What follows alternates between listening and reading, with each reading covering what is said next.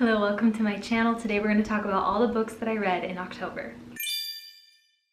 The first book that I read in October, I started in September and finished it in October, like October 1st I think, was Fantastic Land, a thriller by Mike Bachhoven. This book is about a theme park where teenage employees become isolated after a hurricane, leading them to create rival tribes and descend into savagery and violence. It's Lord of the Flies, a modern take on Lord of the Flies.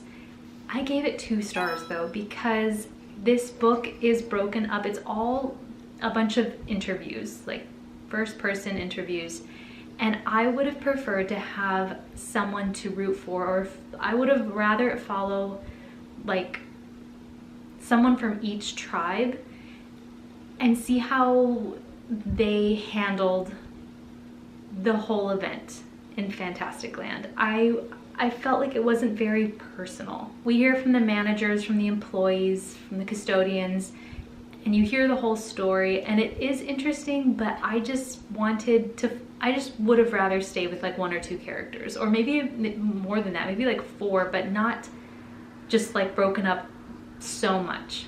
But a lot of people really love this book.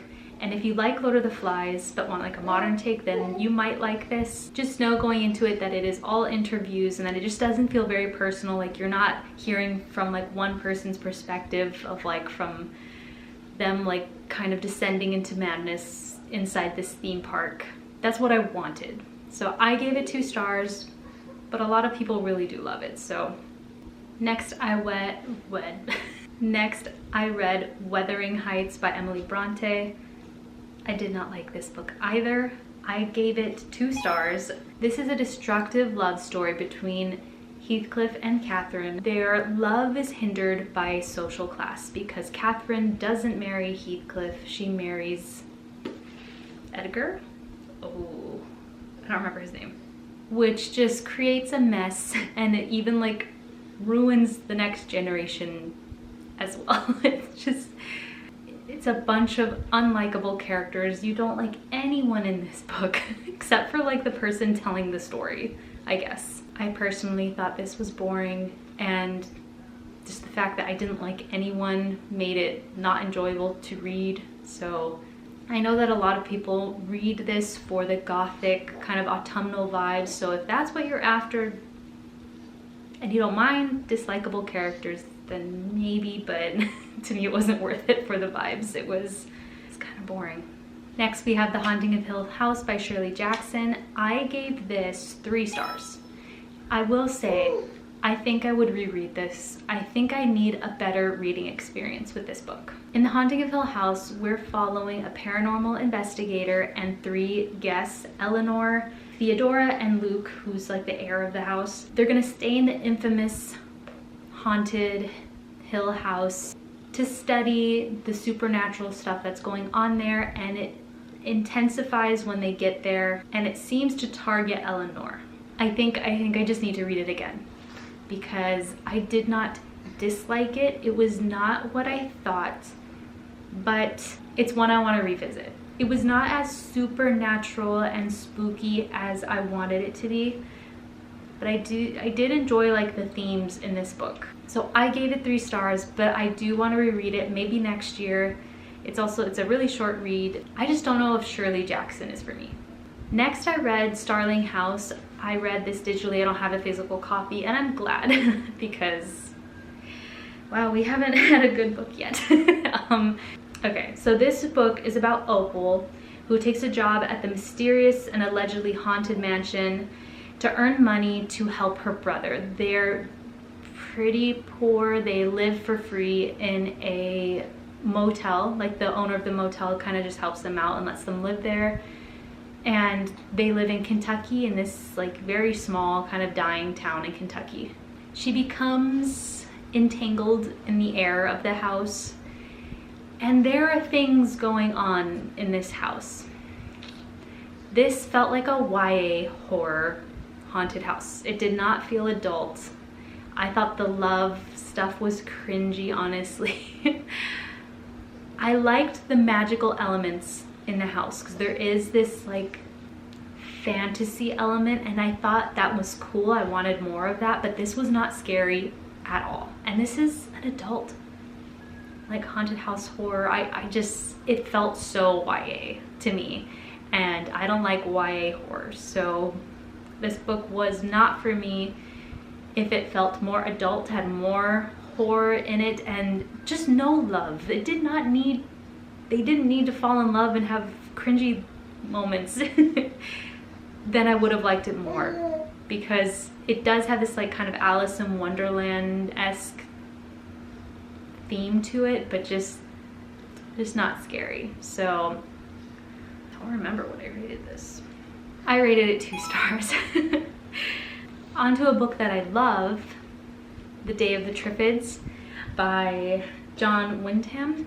I love this book. I've reread it. This was a reread for me. It is a 5-star book.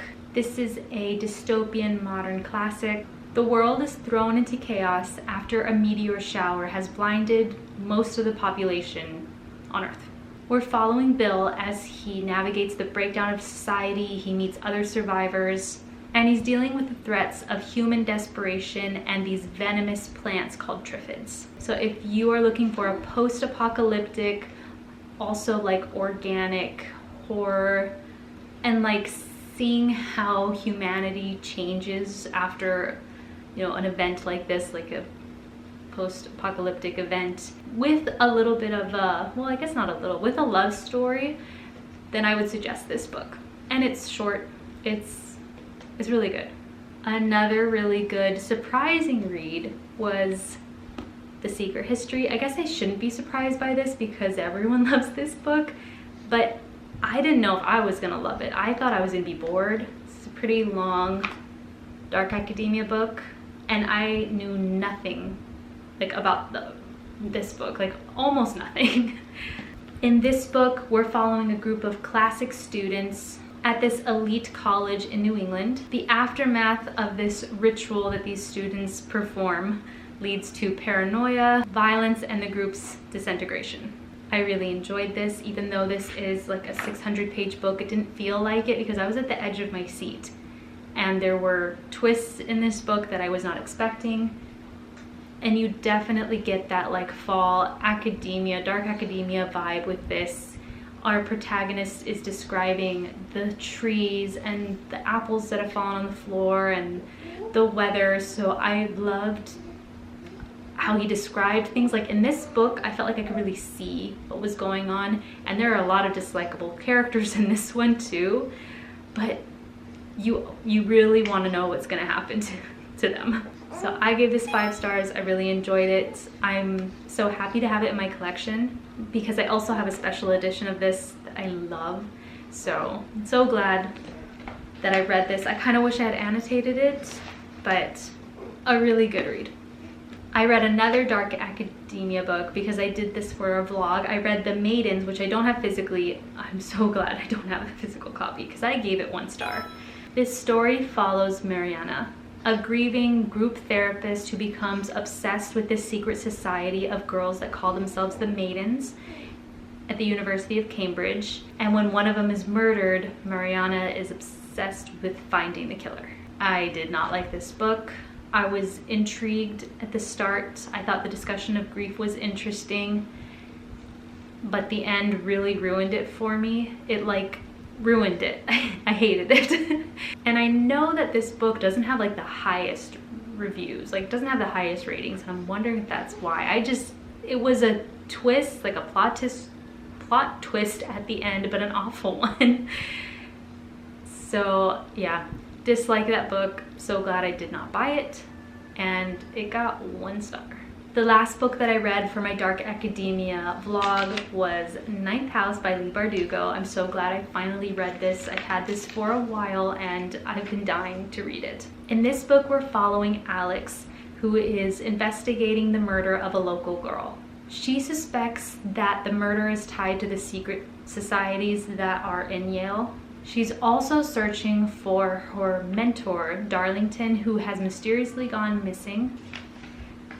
And it's very strange circumstances. She thinks these secret societies have something to do with like all of this. This book is fun because it is perfect for this season. There are ghosts, like that is a big, huge part of the book, are the ghosts and how our protagonist Alex can see them. And I really enjoyed this book. I want to read the second one, Hellbent. Like I can't wait to have a physical copy of it. And if you can see here, like I didn't put tabs, but I dog-eared. I don't know if you can see. I dog-eared so many pages. I was underlining things. I just had a really fun time reading this, and I think the second one might even get darker. Like this is a dark academia book.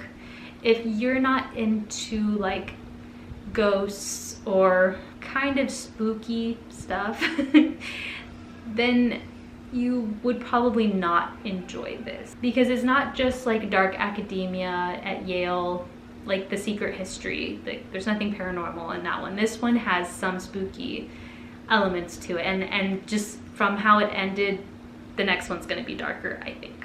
But I like that, so I gave it 5 stars, and yeah, just very October appropriate. Next I read Rebecca by Daphne du Maurier? I think it's Daphne du Maurier. In this book, we follow an unnamed protagonist who marries this wealthy widow named Max de Winter. And our protagonist is just tormented by the memory and the legacy of his first wife, Rebecca. This just was not what I thought it was. Again, like the Shirley Jackson book, there just wasn't enough spookiness. I thought there was going to be a lot more paranormal activity. I thought this was going to be spookier. I understand what the author was doing with this book. You know, she's talking about how the memory of the past can haunt your present, your future, and that's what it did for our character. Like the memory of Rebecca and never living up to Rebecca just kind of controlled her life. There was a plot twist that I did appreciate, and I just thought it was gonna be spookier. So for that reason, I gave it 2 stars. It wasn't my favorite like gothic classic, but I'm glad I read it because it's been recommended to me and I was curious about it. I wanted to know what was up with it. The next book I read was Coraline. I did a buddy read with my sister and I had a really good time with this book. It's by Neil Gaiman. In this book, we're following a young girl, Coraline, who finds this hidden door to another world, which is a dark and twisted version of her world. I had fun reading this. It is kind of spooky. You know, you have these illustrations inside, and I had never seen the movie. We planned to see the movie over Thanksgiving, and it was really cool. You feel bad for poor Coraline because, you know, a discussion in this book is like parent neglect and how that can be dangerous for a child.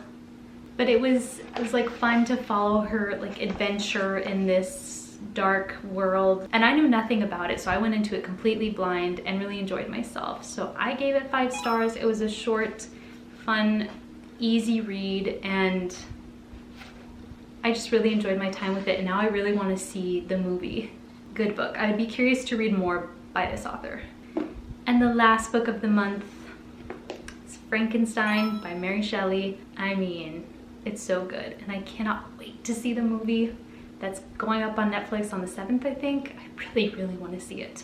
I'm sure that everyone kind of knows what Frankenstein is about, but in case you don't, in Frankenstein, we're following Victor Frankenstein, this brilliant scientist who creates this hideous monster through his discovery of animating the inanimate and the horrors that happen after that.